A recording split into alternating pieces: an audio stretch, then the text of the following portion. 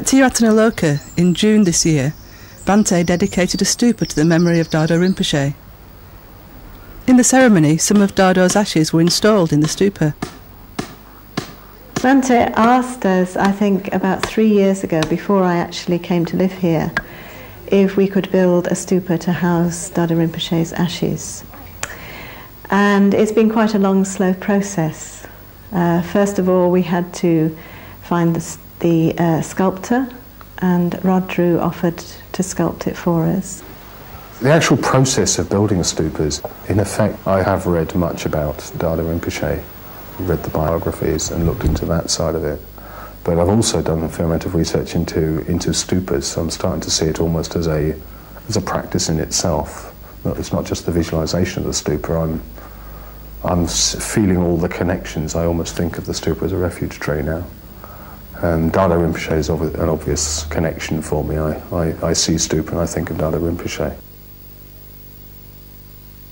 Dhardo Rinpoche was one of Bhante's teachers, and he was a very developed human being. In fact, Bhante considers him to have been a bodhisattva. When the ashes of a person are enshrined in a stupa, it's as though the stupa then embodies that person's qualities.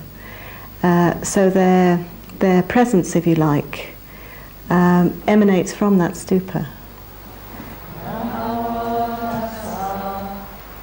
Bhante had to decide on what particular kind of stupa we should have here at Tiratanaloka, so we asked him which of the 8 traditional designs would be best to have.